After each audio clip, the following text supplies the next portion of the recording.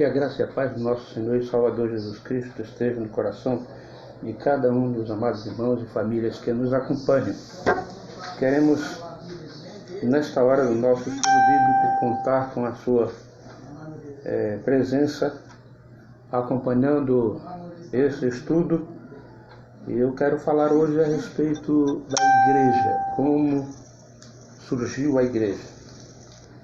O próprio Senhor Jesus Cristo, durante o seu ministério terreno, ele falando a Pedro e os demais apóstolos juntos, ele disse que ali ele estava estabelecendo a igreja e as portas do inferno não prevaleciam contra ela.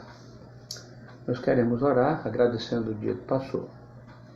Pai querido, te agradecemos por este momento, pelo dia que nos concedeste, pela proteção, o alimento, a provisão, todas as coisas que nos proporcionaste nesse dia. Agradecidos também estamos por esse momento em que a tua palavra, no ensino desta noite, pode encontrar lugar em cada coração. Abençoa cada família que nos acompanha. Dirige, dá-nos a noite na tua paz, oramos em nome de Jesus. Amém. Então, como surgiu a igreja? Já nessa palavra introdutória, a igreja é uma comunidade daqueles que são redimidos em Cristo, redimidos por Deus em Cristo, que passaram a confiar verdadeiramente naquilo que é mensagem de Deus para a humanidade, contida na sua palavra, a Bíblia Sagrada, e passaram a confiar apenas verdadeiramente em Cristo para a sua salvação. Então a igreja foi implantada na ocasião, durante o ministério do Senhor Jesus Cristo, quando ele disse a Pedro que ele estava ali naquela declaração firme do apóstolo Pedro a respeito da sua pessoa como filho de Deus. Ele disse: sobre essa pedra, tu és Pedro, e sobre essa tua declaração firmarei a minha igreja. Ou Jesus Cristo estava estabelecendo a igreja naquele instante. Existe algo que nós precisamos ter uma análise bem especial a respeito da igreja visível, como os cristãos a veem aqui na terra, e dela muitas vezes participam, e a igreja invisível, como Deus a vê no céu. Então são duas situações distintas que o ser humano precisa ter essa compreensão. A igreja visível é aquela que nós, como cristãos, participamos aqui na terra e nos empenhamos para que ela se desenvolva, cresça e tenha, sobretudo, meio de acolher aqueles que chegam declarando a sua fé em Jesus Cristo, para uma mudança de vida, uma transformação de vida. A igreja invisível, como falei antes, é aquela como Deus a enxerga no céu. Ele conhece, ele sabe, somente Deus tem a capacidade de ler o coração do ser humano, e ele sabe, em última análise, quem realmente compõe a igreja invisível, aquela que estará com ele na eternidade. Por isso, nós precisamos entender que a carta aos Efésios, a grande parte dos textos que falam a respeito da igreja, estão naqueles poucos capítulos da carta aos Efésios. E ali nós encontramos uma descrição clara de uma imagem viva da igreja como corpo de Cristo, como edifício de Cristo, seres humanos separados por ele, comprados pelo seu próprio sangue. Então a igreja passa a ter, então, aí dentro da carta aos Efésios, não vou me ater especificamente dentro de algum texto, porque nós encontramos uma relação grande a respeito dentro da própria carta aos Efésios, à exceção daquele texto que trata sobre a família, lá no capítulo 5 e um pouco do capítulo 6. Mas a igreja, como o edifício, o corpo de Cristo, vem sobretudo trazer ao mundo o meio daqueles que declaram a sua fé em Cristo congregarem e participarem juntos de um um momento de adoração ao Deus Criador de todas as coisas. É por isso que a presença da igreja no mundo, ela traz, sobretudo de Deus, um ministério de proclamação das boas novas, que é o Evangelho do nosso Senhor e Salvador Jesus Cristo. É missão da igreja realizar essa tarefa sublime que recebeu, e a igreja, como presença de Deus na terra, como obra de Deus na terra, acima de tudo, ela tem o seu ministério firmado na proclamação do Evangelho. Também em socorrer aquelas pessoas que estão padecendo por alguma necessidade, faz parte daquilo que é obra social da igreja, e algumas realizam uma obra social muito bonita pelo Brasil afora. A presença dessa igreja no mundo traz principalmente a maneira como o mundo pode melhorar. O que nós podemos entender é que muitas pessoas não estão com qualquer interesse a respeito do que diz, principalmente no que diz respeito a coisas voltadas para Deus, e se tornar igreja e buscar algum ensinamento para que ele possa ter uma vida diferente daquilo que o padrão do mundo destaca. Deus, pela sua infinita graça e misericórdia, mostra que nos tornamos igreja a partir da declaração de fé no Senhor Jesus Cristo e quando nos submetemos ao batismo nas águas. É uma questão que eu quero tratar depois, em outra ocasião, em outra quarta-feira, a respeito da forma de batismo. Há hoje, em determinadas circunstâncias, as pessoas fazendo uma mercadoria daquilo que é o batismo.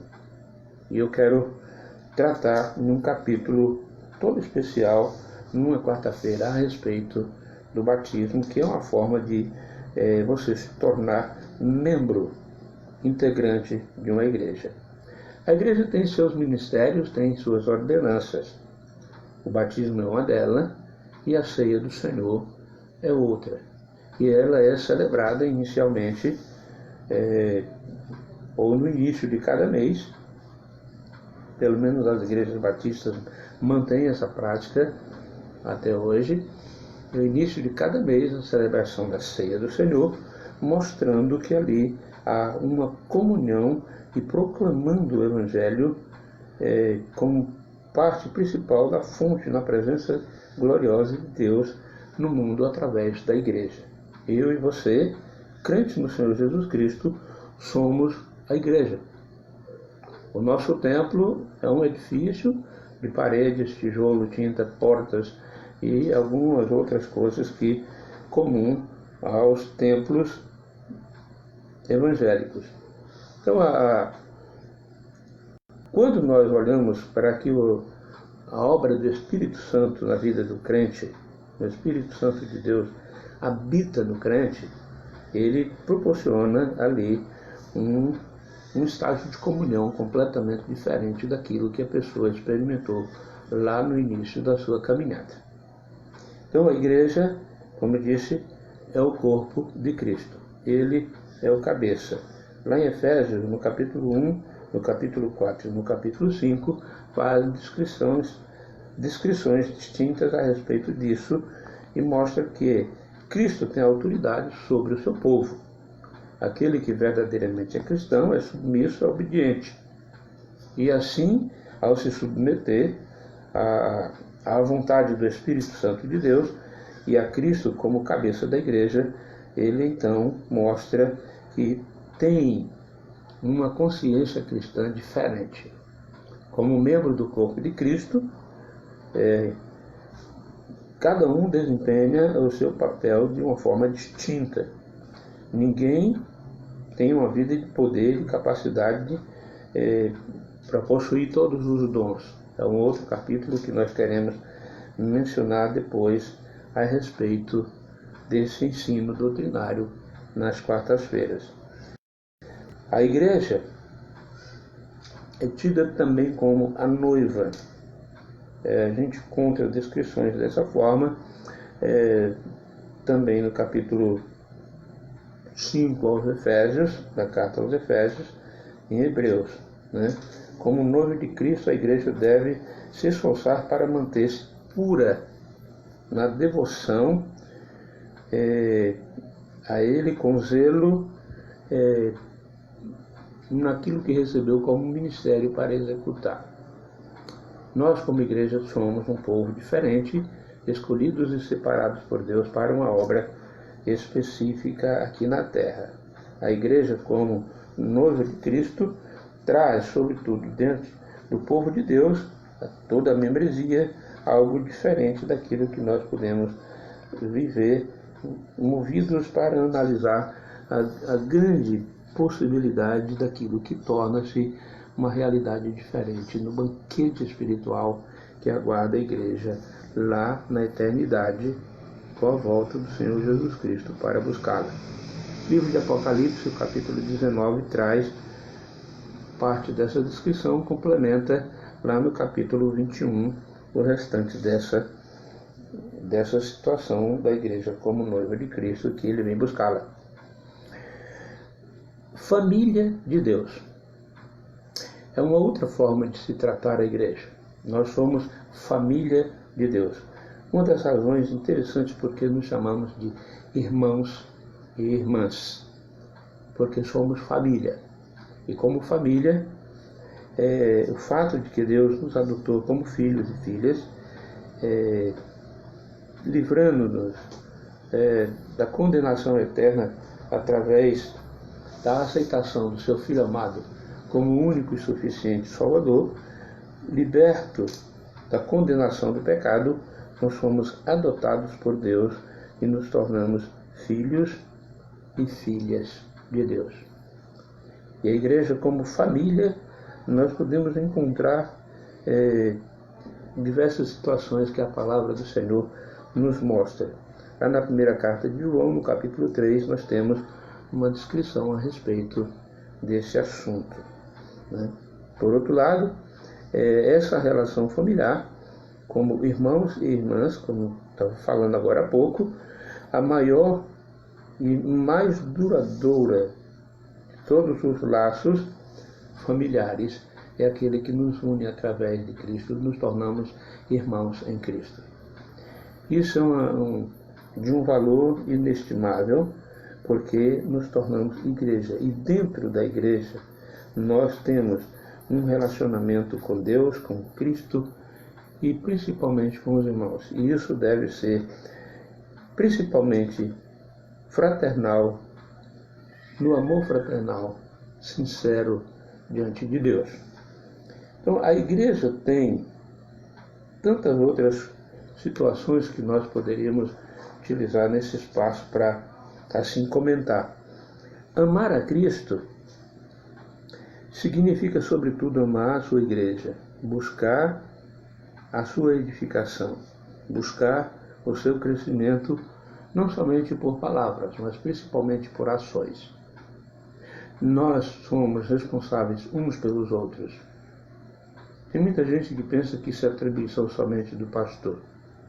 Não, o pastor tem uma missão específica de trazer a palavra de Deus ao coração de todos, e Deus coloca essa palavra no coração do pastor e ele transmite à igreja, e cada um é responsável um pelo outro. Por isso esse trabalho, essa identificação familiar de sermos irmãos. Irmãos cuidam um do outro. Irmãos cuidam uma da outra. E isso possibilita algo completamente diferente daquilo que o mundo não conhece. Amar a Cristo significa amar a sua igreja, já falei desse aspecto, mas com características completamente diferentes daquilo que vem no padrão do mundo, mostrando que o nosso amor deve ser, sobretudo, fraternal, completo, pleno em Deus. É dessa maneira, irmãos, que nós podemos ver a importância de um organismo vivo chamado igreja, uma comunidade de redimidos pelo sangue de Cristo, redimidos por Deus, porque passaram a confiar totalmente nas virtudes do Senhor e Salvador Jesus Cristo. Para concluir nesse momento, ainda a respeito da igreja como família de Deus, nós precisamos mostrar que esse envolvimento significa é tão significativo na vida da igreja local, que mostra o quanto somos diferentes daquilo que o mundo prega, daquilo que o mundo destaca ali fora. Esse envolvimento significa que a igreja não apenas tem uma disciplina espiritual, mas, sobretudo, ela é o meio pelo qual Deus nos traz as suas bênçãos. Antes de tudo, irmãos, devemos entender esse contexto daquilo que é a Igreja do Senhor, de modo essencial pelo qual nós, como crentes, buscamos encaminhar e encontrar no Senhor Jesus Cristo o meio de nós crescermos nele e através dele como igreja. A igreja é uma comunidade dos redimidos, comprados pelo sangue do Senhor Jesus Cristo. Isso que confiaram totalmente nele para a sua salvação. Eu quero orar nesse instante agradecendo a presença de cada um dos amados irmãos que puderam sintonizar, as minhas filhas, e que Deus possa abençoar as suas vidas. Pai querido, te agradecemos por tudo. Te agradecemos pela tua palavra, te agradecemos por esse momento tão especial na vida da igreja. Que dê-nos uma boa noite debaixo da tua paz e proteção. Oramos agradecidos em nome de Jesus. Amém. Que Deus abençoe a todos.